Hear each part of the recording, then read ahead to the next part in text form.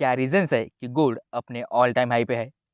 Gold dollar $2600 के पास trade कर रहा है और इंडिया का गोल्ड फ्यूचर्स मार्केट में 75,000 के ऊपर चले गया। एक साल में 23% का रिटर्न दे चुका है। क्या रीजन है कि गोल्ड लगातार हाई पे हाई बनाया जा रहा है? अमेरिका में इंटरेस्ट रेट कट हुए जिससे कि गोल्ड के प्राइसेस ऊपर चले गए। इंटरेस्ट रेट और गोल्ड का क्या रिलेशन है? जियोपॉलिटिकल टेंशन के कारण गोल्ड को किस तरीके से फायदा पहुंच रहा है? इन सब में सेंट्रल बैंक का क्या इन्वॉल्वमेंट है, डिकोड करेंगे इस वीडियो में। Welcome two processor market. Gold price बढ़ने का मेन रीजन है कि गोल्ड की डिमांड बढ़ी है और ये डिमांड इंडिविजुअल लेवल पे कम है, इंस्टीट्यूशनल लेवल पे ज़्यादा है। कई देशों की जो सेंट्रल बैंक है वो अपना गोल्ड रिजर्व्स बढ़ाने के लिए गोल्ड बाय कर रही है और ये ट्रेंड पिछले एक साल से चल रहा है, जिसकी वजह से वर्ल्ड लेवल पे गोल्ड की डिमांड बढ़ी है। पिछले एक साल में गोल्ड की सेंट्रल बैंक के लेवल पे 6% की बढ़ोतरी हुई है। फर्स्ट हाफ ऑफ 2023 में 460 टन गोल्ड बाय किया गया, जो फर्स्ट हाफ ऑफ 2024 में 6% से बढ़कर 483 टन पे पहुंच गया। सेंट्रल बैंक्स नेट बायर रहे हैं। दुनिया की इमर्जिंग मार्केट्स के सेंट्रल बैंक लगातार गोल्ड बाय कर रहे हैं जिससे कि उनके गोल्ड रिजर्व्स बढ़ सके। सेकेंड क्वार्टर में नेशनल बैंक ऑफ पोलैंड एक बड़ा प्लेयर रहा है। 2023 के लास्ट क्वार्टर से गोल्ड बाय करना शुरू किया है। Total net 19 ton gold buy किया है, जिससे कि इनका रिजर्व्स बढ़ के 377 टन पे पहुंच गया। इंडिया की central bank RBI reserve bank of India ने इस साल 2024 के हर महीने में गोल्ड बाय किया। आरबीआई ने अपने रिजर्व पे 37 टन गोल्ड ऐड किया। आरबीआई गवर्नर शक्तिकांत दास ने कहा है, हम अपना गोल्ड रिजर्व्स लगातार बढ़ा रहे हैं और अब तक गोल्ड रिजर्व बढ़कर 841 टन पहुंच गया है। आज की तारीख में इंडिया के पास 841 टन गोल्ड रिजर्व्स में रखा है।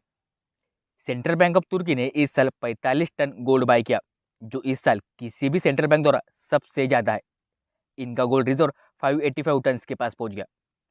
Central Bank of Uzbekistan, Central Bank of Qatar, Central Bank of Russia, Central Bank of Iraq, Central Bank of Jordan और बाकी देशों की जो सेंट्रल बैंक है ये सब नेट बायर्स रहे हैं। सेकेंड क्वार्टर में the monetary authority of India, ये एक ही डेवलप कंट्री है जिसके सेंट्रल बैंक ने गोल्ड रिजर्व्स बढ़ाए हैं। लेकिन कुछ देश ऐसे भी है जिन्होंने गोल्ड बेचा है।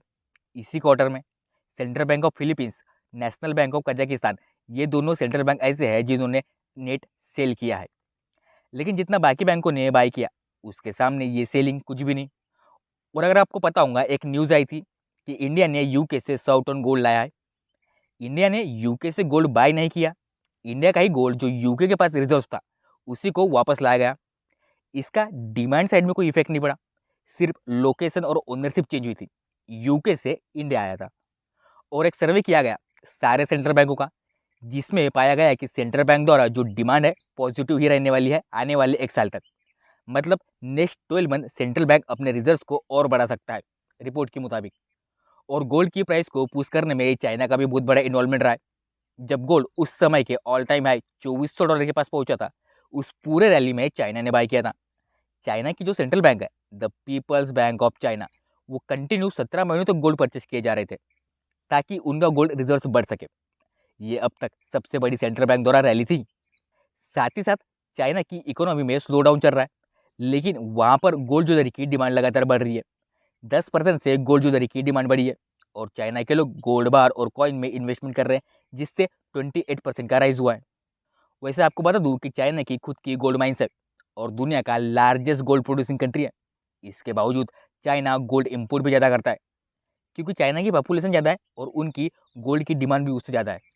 अब सबसे बड़ा सवाल ये है कि क्यों दुनिया की सेंट्रल बैंक अपने गोल्ड के रिजर्व्स बढ़ा रही है। सबसे बड़ा रीज़न है कि जियोपॉलिटिकल टेंशन। हम सब जानते हैं कि कैसे दुनिया के कुछ हिस्सों में वॉर चल रही है। जो जियोपॉलिटिकल टेंशन चल रहा है मिडिल ईस्ट के आसपास, Ukraine Russia war, Israel Gaza, Israel Iran, China और ताइवान में भी जो टेंशन चल रहा है, और कहीं ना कहीं एक देश दूसरे देश से लिंक है। लिंक होने के कारण कभी भी किसी देश पे सैंक्शन लग जाए, जैसा कि रसिया के साथ हुआ था, तो अपने देश में कोई इफेक्ट ना हो, और अगर हो तो वो कम हो। जो हर देश अभी सोच रहा है कि ये डिपेंडेंसी को कम किया जाए, वार जैसे क्राइसिस के समय हम मजबूती से खड़े हो सके। और जब भी कोई क्राइसिस आता है, आपने देखा होगा कि गोल्ड के प्राइसेस ऊपर चले जाते हैं। इकोनॉमी में स्लोडाउन आया या कोई भी क्राइसिस आया तो गोल्ड के प्राइसेस अप हो जाते हैं। प्रॉब्लम के समय गोल्ड ही काम आता है।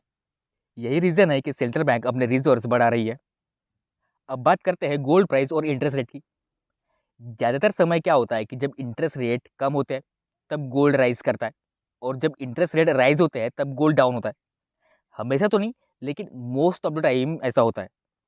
इसको ऐसे समझिए, पहला सिनेरियो, किसी भी देश की सेंट्रल बैंक जब इंटरेस्ट रेट कट करती है तो देश के सभी बैंक अपना इंटरेस्ट रेट कम करते हैं। अब जब बैंक में डिपॉजिट करोगे, टर्म डिपॉजिट या फिक्स डिपॉजिट वगैरह, अब आपको इंटरेस्ट उस पर कम मिलेगा। लेकिन महंगाई भी तो बढ़ रही है, तो इन्वेस्टर क्या करते हैं, वो गोल्ड में इन्वेस्ट करना स्टार्ट कर देते हैं। गोल्ड एक सेफ हेवन है, इसमें रिटर्न बैंक के मुकाबले ज़्यादा होता है और इन्फ्लेशन को भी बीट करता है। लेकिन गोल्ड में रिटर्न फिक्स तो नहीं होता, जिसकी वजह से सेकंड सिनेरियो आता है। जब सेंट्रल बैंक अपने इंटरेस्ट रेट राइज करती है तब इन्वेस्टर क्या करते हैं, वो बैंकों में इन्वेस्ट करना शुरू कर देते हैं। बैंक आपको फिक्स्ड इंटरेस्ट देती है जो कि गारंटेड होता है, प्रिंसिपल अमाउंट भी सेफ होता है और फिक्स इंटरेस्ट भी मिलता है।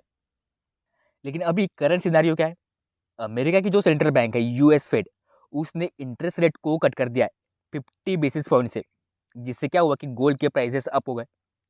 यही रीजन है कि गोल्ड के प्राइसेस ऊपर जा रहा है। अब इंडिया इसमें क्या रोल प्ले कर रहा है, मैक्रो इकोनॉमी में देखें तो इंडिया में गोल्ड की डिमांड है। इंडिया लार्जेस्ट गोल्ड इंपोर्टर है। आरबीआई गोल्ड रिजर्व बढ़ाने के लिए कंटिन्यू गोल्ड परचेज कर रहा है, जिससे इंस्टीट्यूशनल लेवल में डिमांड बढ़ी है। तो वही हम माइक्रो इकोनॉमी को देखें इंडिविजुअल लेवल पे, तो हम इंडियंस का फेवरेट प्रोडक्ट है गोल्ड। गोल्ड का कंजम्पशन ज़्यादा है, हमेशा डिमांड में रहता है किसी ना किसी कारण से। कुछ समय से क्या चल रहा है कि कंजम्पशन लेवल पे डिमांड कम हो गई थी। मैं फिजिकल गोल्ड की बात कर रहा हूँ, क्योंकि गोल्ड के प्राइसेस लगातार बढ़ रहे थे, 76 रुपये से भी ऊपर पहुंच गए थे फ्यूचर्स मार्केट में, जिसकी वजह से इंडिया के लोग गोल्ड कम खरीद रहे थे। इस साल के बजट में 2024 का जो बजट था, उसमें इंडियन गवर्नमेंट ने गोल्ड पे लगने वाला इम्पोर्ट ड्यूटी को कम कर दिया गया था। 15% से इसको डायरेक्ट 6% कर दिया गया।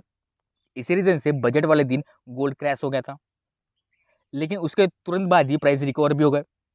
हालांकि ये ट्रेंड चेंज होने वाला है, ऐसा मार्केट के लोग कह रहे हैं। जो डिमांड है वो यहाँ पे चांसेस है कि बढ़ने वाले हैं, क्योंकि इंडिया में अब फेस्टिव सीजन स्टार्ट हो चुके हैं, जिससे डिमांड बढ़ने वाली है।